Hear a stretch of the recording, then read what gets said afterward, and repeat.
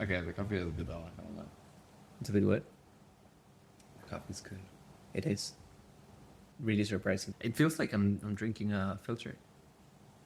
I just like how kind of aggressive it is. If you serve this in a cafeteria, I wouldn't tell that it's instant. Yeah, true. Because there's little bits floating around in it. Yeah. At least for me, yeah, it looks like like a galaxy.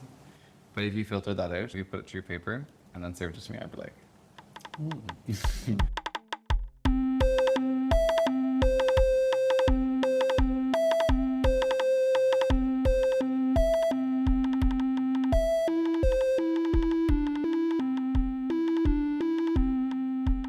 So the debate was called, it's better to take your coffee at home than in a cafe. And there was 3 people debating in favor of taking it at home. Mm-hmm. Okay. So you tell me first, what's your opinion? I'm really divided here because I have a Rocket Apartamento at home. For the English listeners, For the English listeners, a Rocket Apartamento, that's the name of it. I'm just gonna pronounce it properly. Okay. Rocket apartment. No, actually, it's like the name. I guess it's Italian. Okay. Because it's made in Milan, the machine. Wow. Yeah. An Italian coffee machine. We can talk about it some episode. The difference between Italian coffee machines and Italian coffee. Nowhere near. a big, yeah. There's an enormous Big gap there. Okay, we can just write it down for the next episode or something. But okay, so I have this machine at home. I've used In this house that we're currently in. exactly. Yeah. I've used La Cabra coffee at home, a proper barista milk, and let me tell you the experience for me.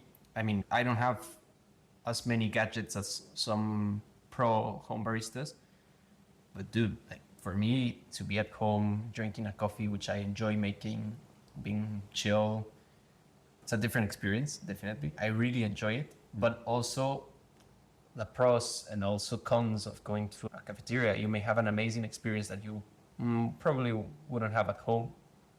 I don't know, I'd say it's like going to the movies, you know? Like you could do a very amazing home cinema and really enjoy it, but going there and living the experience enhanced by everything that the place may give you, it's different.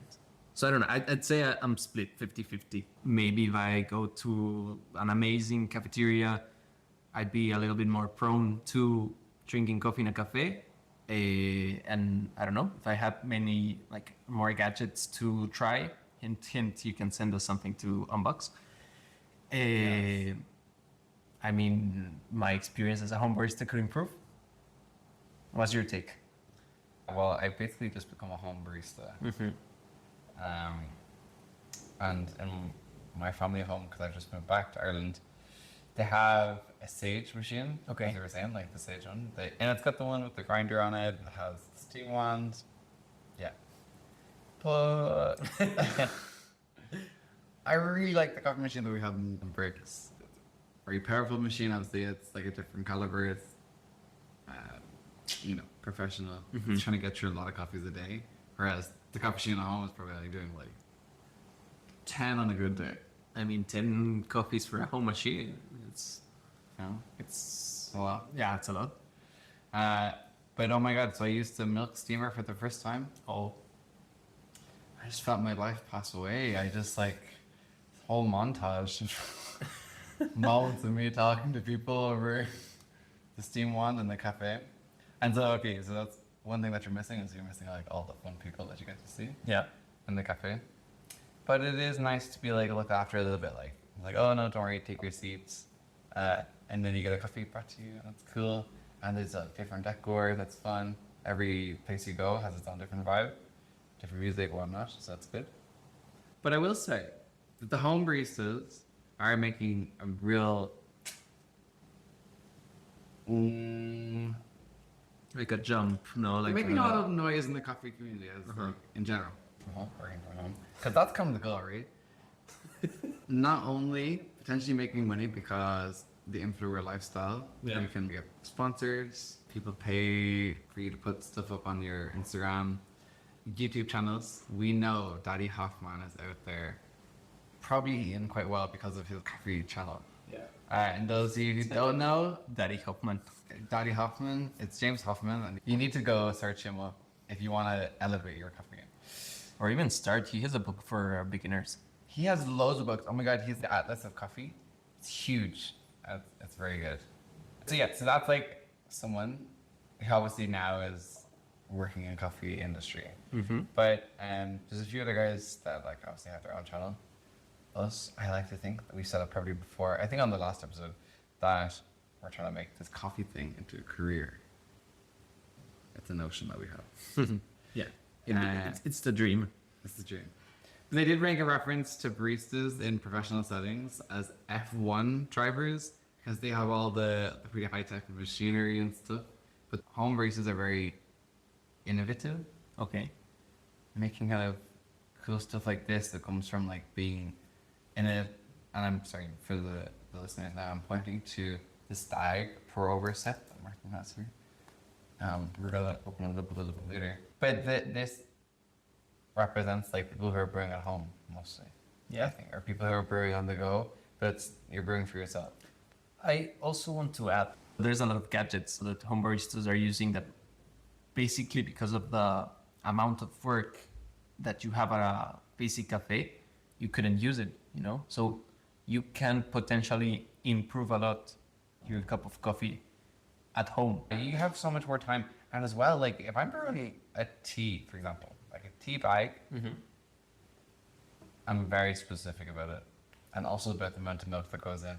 These things are really specific to us, and so when you're at home, you get a chance to play around with your recipe a little bit more, make the coffee exactly how you like it. Yeah. And then when you go to the coffee shop, you kind of sacrifice that a little bit because you're not really going to ask them to make a different recipe. Their job is not to stop in the middle of service to make a new recipe, but they need to get the coffees going. I went to a place in Dublin, and I went to this coffee shop that was just like pretty much lattes. He said to me, he's like, we just really do lattes to go here. And those That's the name of the place. Pretty much lattes. pretty much lattes. Because I was talking to him, because I was like, seeing if there are any jobs going, you know? I'm already tired of the stage machine. I need something with real power. Anyways, he was like, no, what, they're going to open somewhere soon in the city centre of Dublin. That's going to be filters. Like a filter place. Simply filters. Simply filters. Just filter coffee. Just filters. They don't even do coffee. They just sell the paper. Anyways, the job of the barista is high pressured. They're getting the coffees done. They can't really stop in the middle. But you can afford to take time at home, your own little reading nook, or your place, and it's cool too. Yeah, I need a space for brewing at home and going to the cafe. I agree, but if you had to choose, like, If I had to eliminate one, forever. not as a consumer, but based on this debate, what would you say? Like, we watched the entire debate. I don't know if you want to spoil already, like, what was the conclusion, but in a way, what would you choose if you had to? I mean, I prefer to take the coffee in the cafe. I think so. It gives me like a nice thing to do on a day where I go out of my house. And I think like in COVID, there was not a lot of that, you know? Mm-hmm. And maybe that's the reason why I didn't become a home barista, because I had no equipment at the time. I never really got into it. But really, I guess the social aspect and learning from other people, learning by word of mouth, is really engaging.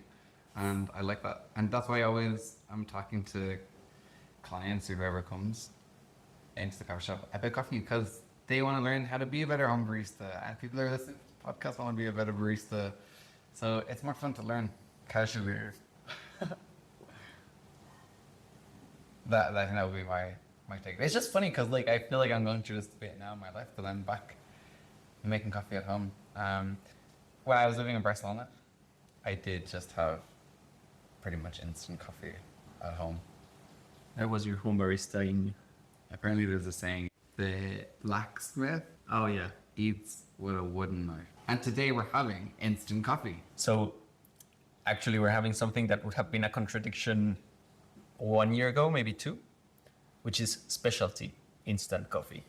Literally on the box it says specialty instant coffee, so you know it's true. So what are we drinking? The roaster, it's called Nomad Coffee, which anyone who's in Barcelona, I guess, the coffee scene over here will surely know Nomad. But I think they're definitely supplying to other regions as well. No, I've heard a folks tale that a guy came from the IBTM, you know, this congress that they do in Barcelona every year, and he actually went specifically to Nomad to buy like a couple €1,000 in coffee, but it isn't confirmed, you know. It's just like something they say, that it's so international that a guy even arrived to Barcelona and be like, I think he was from some part of Asia, and just like really loved Nomad. So he was like, I'm gonna go and spend a couple €1,000 in coffee. He's a home barista. Or not. Maybe not. Those numbers are pretty big. But I think they have a real place here in Barcelona. They've got 3 stores. I've enjoyed their coffee. I know that they do iced lattes in a can, and Yeah. they do iced cold brew obviously is in a can, which I found quite wild, but I think it's good to have that option. This instant coffee that's actually good. It's from Costa Rica, by the way. It's so simple. It's tasty. I mean, specialty coffee is spreading everywhere, and I think we're just missing basically the Nespresso pots, right? To have specialty We coffee haven't now. tried those yet. You can now find drip bags for home, so that you put it on top of your mug. You don't even need a gooseneck kettle. Where do we want one? Now you also have instant coffee, even that. So we're basically just one step away, and you have these types of capsules that are reusable, right? Which are like metal. And I'm pretty sure, I would say, I think Café de Finca already does capsules. I'm not sure.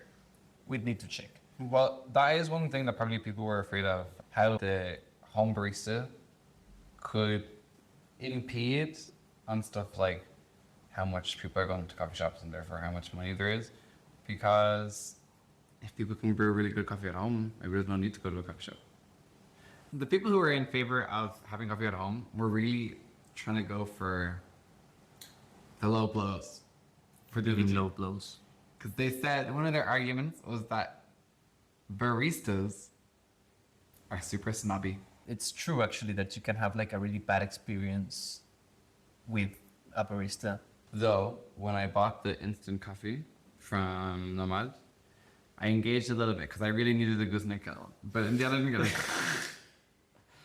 And I was kind of like, okay, come on guys, help me out here, right? I need this. And he's like, okay, we haven't got that. I was like, okay, you haven't got that? I haven't got the drip coffee thing that I can put everything. No, we haven't got that either. And I was like, okay, have you got a grinder? He was like, no. I was like, okay, what have you got? Yeah, these instant things, great. And I was like, okay. But the other barista that was right beside him, he was also working. He was like, oh, wait, I have a perfect thing for you. He disappeared for a second, and then he came back and he gave me this other one. Ours, no, over here. The welder Katrine. I think I'm saying that nice. Now it's in Russian, all the packaging, so I really don't know what it says. But it was very nice that he gave it to me, you know? He was like, yeah, you should try this. This is kind of like what you're looking for. And basically it's just like one of those things where you rip off the top of like a paper bag. What? He just pointed out that it's out of date. Is it rested? It's rusted. It's too rested. So here's the thing that I let everyone listen to this podcast now. If your coffee is ground when you're buying it, that's not ideal. After 15 minutes of leaving coffee grounded, it loses the most of what it will lose in terms of the gases that are trapped in the coffee bean. So you're losing those flavors. Okay. So yes, coffee machines at home are very expensive, but they're very nice. But there's more coffee machines than espresso machines, like what you got on the table right now. Yes. So I've got a Stag X pour over set From which Fellow. Shout out to Fellow. I'm actually opening right now, a little ASMR.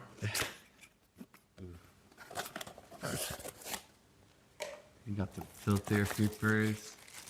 Then you've got this like metal cup, which actually is You take it out. It's actually pretty compact, pretty nice.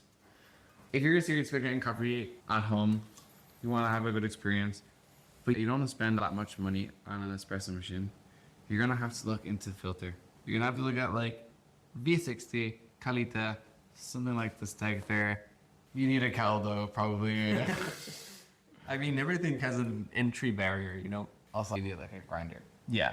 to get freshly ground coffee beans. On this podcast, we have talked about stuff that changes and influences the flavor of the coffee before it gets roasted, i.e., the terrain, the processing methods, the varietal.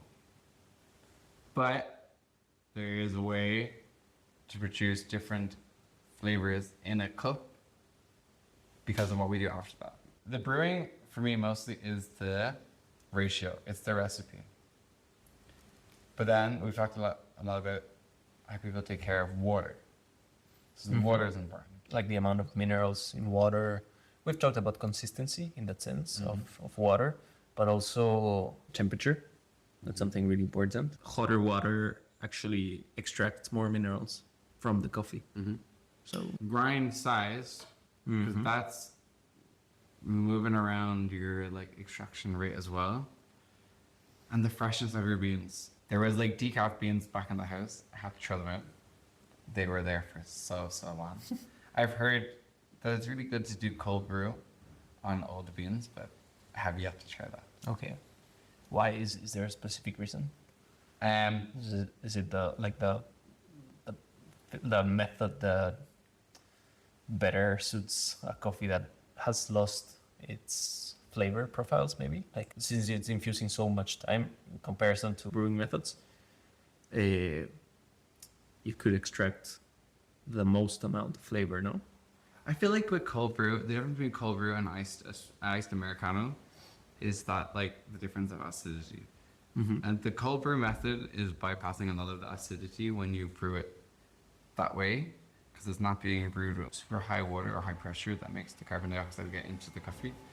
And therefore that bubbling and that foam for me always is like the taste of acidity. Same thing happens when you make like a matcha latte and then you make the foam with the matcha, which I think is kind of acidic sometimes. You can taste it in the foam especially. interesting.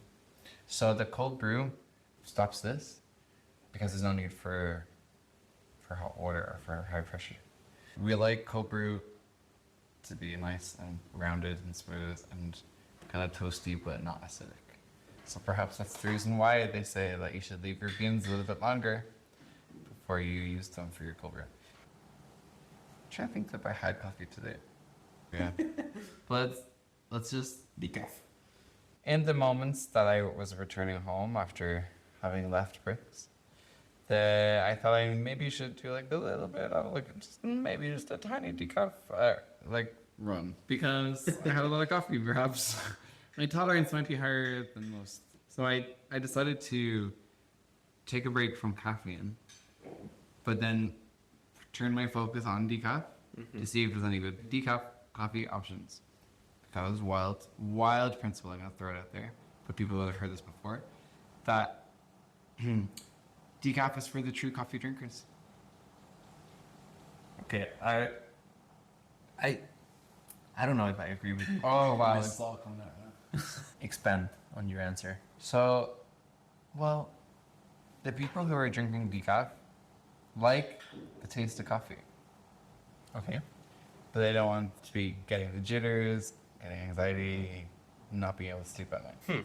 Good point in that sense. But my, how would I call this? My Puritanian, is it a word? Like the people that are like really for pure coffee. It's like, I don't know if they say it's, Fundamentalists. yeah, Your coffee fund. let's call it that. Do you think, like, chemically, is it still coffee? Okay, so it depends on the method. Because there are chemical methods to remove the caffeine, Okay. and there's non-chemical methods. So the CO2 method, and I'm reading, The CO2 method uses carbon dioxide under a high pressure to remove caffeine without the use of harsh chemicals. Green coffee beans are soaked in water, then placed in a sealed chamber where pressurized CO2 is added. In a supercritical state, the CO2 acts both like a gas and a liquid, pulling out only the caffeine while preserving the coffee bean's flavor. So when it says under CO2 pressurized, it feels like it's going through a brewing, it's like A pre-brew. it's the espresso equivalent of just the caffeine, like it's being, and no water, just CO2. Because I've heard about the Swiss water decaffeination. I think that's the one that's mostly used in the industry. The Swiss water method is an organic, certified, and chemical-free decaffeination process that relies on water and carbon filters. Green coffee beans are soaked to release caffeine, which is then removed from the water using a carbon filter. And this bit is really interesting. It's using this water where they take the coffee from the caffeine. They reuse that water again in the next batch, so the water is getting reused. You're not sacrificing any taste in terms of it already being flavored water in the first step.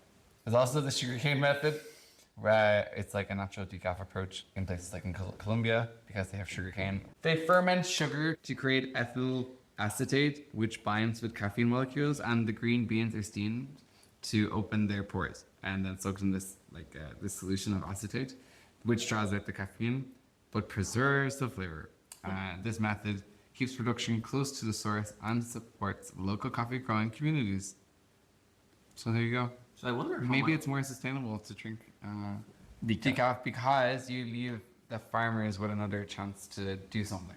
Because I do think that's like a problem. Definitely in the cacao industry, they take everything from the farmers, like as unprocessed as possible, so they don't have to charge them for processing it. Yeah. They prefer to give it to the machines. There is a trend in coffee. Is AI gonna take over? Do you think AI will do our coffees in the future? Listen, I discovered an app that's really good for home brewing. It like keeps all your details. And there are machines that steam the milk for you, that pour the milk and steam the milk for you, exactly to how you might like the drink. And I've seen these robot arms that can pour it into an espresso.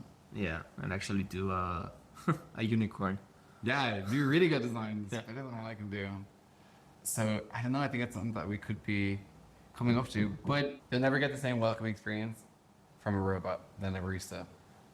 I mean, for me, it feels a bit like craftsmanship when you see a good barista, especially with filter methods. It's like the pouring technique. Of course, latte art has its thing, no? But like with filtered coffee, it's like just a pouring method. There's just a lot of processes that go behind a really good hand poured coffee, which is really artistic, you know. And of course, machines can do it and can replicate the movement, but it's, I don't know, it's like going to a shoemaker that does the shoe in front of you instead of buying a pair of shoes that are like mass produced, you know. So it's, I think that if this trend evolves and we start seeing robot arms pouring perfect latte art, of course the taste it's gonna be good. And maybe if you wanna drink your morning brew on the way to work or something like that, you could. And maybe the value of actually hand brewed coffee will improve, you know. Now you can find like really artisan made commodities like shoes or belts or stuff like that. I'm just focusing on leather, but you can find it like on everything else. It's just the first thing that comes to mind, and the value has increased a lot. I mean, like maybe 100 years ago, everyone was buying shoes and belts and everything made of leather from their local artisan, and now it's hard to find a good one, and people pay the price. So I don't know, maybe it's something good. Maybe the barista job will specialize a little bit more, and it won't be a entry-level job for some people, and actually craft. What's your take? I think, well, I was thinking very much so the F1 drivers, right? They're surrounded by such cool technology and everything, but still, damn, it's their skill of how they're able to use those tools to make the turns, how they use the technology, how they listen to their team. Just imagining like a whole team behind a barista being like, Yes. just like pull, okay, just put it down. No, pour the shot. No, tilt your hand. Yeah. Coming in hot on that espresso, Sean. I was like, Hey, box, Rob, box. yeah. And you just have to go to the bathroom. I need a fresh milk can, will be fresh. So yeah, like that's the work of the barista, and that's quite inspiring. I mean, for me anyways, but like it's skill, and also there's real beauty when things fuck up. You know, like you might discover a recipe by accident, and that happened to me.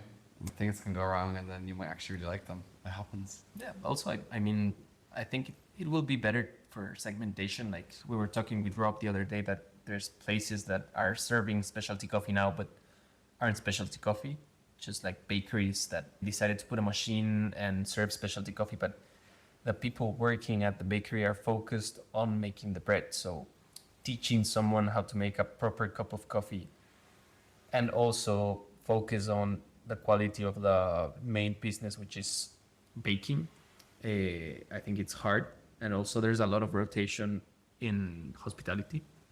So maybe in these types of businesses, automation can work. I mean, it's better to teach someone latte art than actually to teach them the whole process behind making coffee. And for me, like it's... Well, I don't agree. Wait. Wait. Let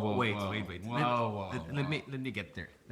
I mean, like if I go to a bakery in the morning because I'm craving up a slice of bread of this place that makes great bread, and they have a machine, let's not call it a Marzocco, but they have a really good machine, and they have specialty coffee prices. So Indicator. I'm paying 250 for a latte, 253 euros, and it's been made by someone that cares most likely 90% about the bread. So my experience is not gonna be good, and probably the business won't work related to the specialty coffee part, you know? So if I go to this place because I love the bread and I can have the plus of drinking a good coffee, and it's better for the owners to focus on their main activity, having a machine that already does the milk, and you just have to teach them how to pour it properly. I mean, it's a win-win for everyone, you know? I'm getting great bread. I'm getting a good coffee, which I paid for, because if it isn't good, I'm not gonna ask for another cup of coffee ever again from that place. Yeah.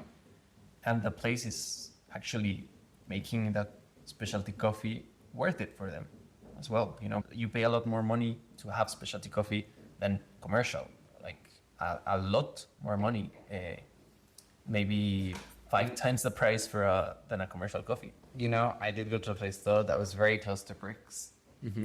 Incredibly close. And it's more of a kitchen, like a restaurant. Okay. And they had coffee there, but they didn't have any brand that I had heard of, nothing local or, yeah. And the coffee was more expensive than in Bricks. And we got it though, like, How was it? Huh? How was the coffee?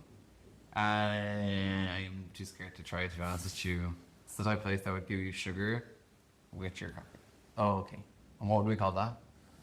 I'd say like receiving a packet of sugar or a cookie next to your coffee. It will depend on the cookie, of course, but like that typical random bar cookie. That'd be a Biscoff basically. That'd be like a bad omen for me. I know that the coffee won't be good. Bad omen. Yeah. And Yeah. there's a lot of bad omens when it comes to coffee. Like Yes, there are.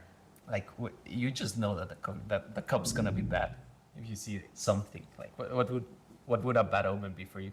Glasses. You know these tiny glasses where they put like I thought espressos? if the barista was wearing glasses. No, that's okay. Like they're He was trying to see. No glass, like when I see an espresso in a glass outside, you usually see it outside, you know, right beside the smoking tray. I'm like, oh, no more thanks. And granola is a good omen for me though. If the granola is really good in that place, because if it's takeaway, okay, they probably don't have a kitchen. But if they do have a kitchen and they have granola, and that's good granola, that tells me a lot about the effort that y'all are putting into the coffee shop. So I would like to think that they're also putting that effort in. Maybe it's not the same person who makes the granola, but the general vibe, like also with the decor, if it's really nice decor, that's not like an easy thing that just anyone can do. Yeah. Like people are skilled and it takes decision making and taste. Some guy said to me today, we were talking whatever, and eventually the conversation came on to the fact that I like coffee and I used to be a barista or whatever, and he was like, I like specialty coffee. Like the way he said specialty coffee and looked at me, he was like, no, I like coffee. Specialty coffee. As if he was like only like special. yeah, like he was trying to allude something to me. He was like, you know, trying to say something else. I was like, For me, this no. is I was coffee, like, yeah. yeah. But he was like, oh, I want to know where other good places are, and I was like, well, yeah, we can do that. It's nice to go out for coffee. Wait, I'll Bad omen. Getting back to bad omen, Yeah. which I just thought about. A dirty steam wand. Oh, why? I'm out of there. Yeah, definitely. Yeah, You're drinking rotten milk, you know? yeah, or just like a dirty jug, like the jug that hasn't been rinsed out. Oh, shit, no. Oh, that's dangerous. That's crazy. Yeah, I'm not a fan. Other bad omens. If they don't have any Wi-Fi, if they don't have I Wi-Fi. think that's a good omen, to be honest. Yeah, I mean, you know, you're there for the coffee and not to work in your laptop, which I'm not against. Actually, well, it depends on the place. But I saw a comedian last night, and he said a pack of lions is called a pride. A pack of Gen Zs is called a co-working space. Kinda. Well, you guys know that we want to hear your bad omens. As many rotten things that puts you off. I do have one, which is when they clean, well, most of my bad omens are related to cleaning. Actually, I just know, like, when I see a coffee machine that's dirty, I'm out. But also really bad omen when I see someone cleaning the port filter, like rinsing it with water and just putting it directly to the grinder.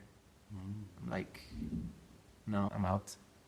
And don't you think that it's really awkward when you arrive and you see that a place, it gives specialty coffee vibes, you think it's gonna be good, and when you ask for the coffee and you're like focused on the process that the person is making, and you start to see like those bad omens, but you already paid for the coffee, it's like really awkward. It's awful. I mean, the other day we went for coffee and they gave me the shots that were already brewed. Oh. And I had paid, and he looked at them. And I was there looking as well. Like it's not like you can really hide. The coffee was not good. It just loses all its flavor, and the milk is run straight through it. So you just like get this vicious coffee flavor that's like it just feels like coffee, but not very much. There's no depth. So yeah. So listen, tip your baristas. Give them time. Let them know that they're valued and that they won't be replaced by machines. You should support them. Also, if you're a home brewer, let us know what's going on. What are you brewing? Did you buy a Comandante? I had a conversation with someone on Instagram here. My pet peeve is when my coffee machine / grinder does something and I don't know how to fix it, which happens a lot. So this is a conversation that I was having with someone who recently got a machine, and she's getting into like home barista herself, and she's always asking like, "Oh, I need to see you do the milk," and you know, she's figuring out like how to use the machine. And so yeah, it's fair. So where can you go to like figure out why your machine is not working? First protocol: go to your local barista, ask them. They probably know. Just get inside the bar, tell them this is my machine. They're like, there we go. Coffee machine works almost similarly. Or YouTube it. Daddy Hogan. Daddy Hoffman, now you know how to go to, guys. Yeah. Okay, would you like to plug anything? So actually, Rob and I are working on an event today and tomorrow. So basically, we're baristas for hire. That's what we are, yeah. Freelance baristas. Actually, that's quite cool. We talked about it. It feels like being a DJ, you know? Yeah. You go to different places, different vibes, and Don't have any business cards, we have stickers. actually today I was putting coffee in a meeting for the bicycle company Felt, which is, I guess, they're Canadian, and it was really, really nice. Like, it seems that every time, like, more and more corporate businesses are enjoying specialty coffee in their meetings, and so we're there. I was there today. Rob is gonna take the relay tomorrow, and she's gonna be making the coffee. If you have a business meeting, you have a business brunch, or you're just gonna make an event, corporate event, know that you can hire us. You have a machine. If you don't, we can bring ours. We can bring the coffee. We can bring the vibes. Check us out. We're at Fetamcor. Well, I am, which is fet.amb.cor. And you can find Rob now for all business related things in Ireland and the UK. Yeah, to be honest, coffee otter PCN is the handle. Watch my slow descent into madness as I become a home barista and spend lots of money on fancy kettles and cool scales and stuff like that. Yeah, and sometimes I teach my family how to how to steam the milk cream. That would be a good video. It's all about learning, you know? So, thank you so much. Thank you for the coffee. Thanks for hosting this episode, Martin. Thank you for hosting me. Cheers.